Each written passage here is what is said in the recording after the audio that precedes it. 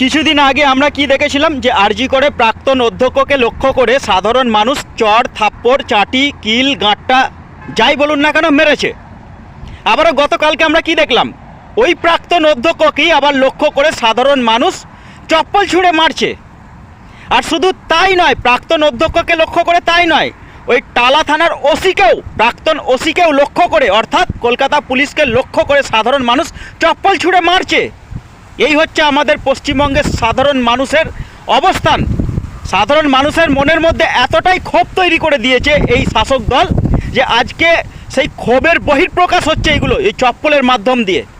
আজকে তো শুধু টালা থানার প্রাক্তন ওসিকে চপ্পল ছুঁড়ে মারছে, ওই দুদিন ওয়েট করুন, ওই পশ্চিমবঙ্গের, এই আমাদের পশ্চিমবঙ্গের সাধারণ জনগণ ওই টালিঘাটের মহিলাটাকেও লক্ষ্য করে চপ্পল ছুঁড়ে মারবে। আর ওই দিনটা বেশি দিন দেরি নেই, খুব কাছেই চলে এসছে।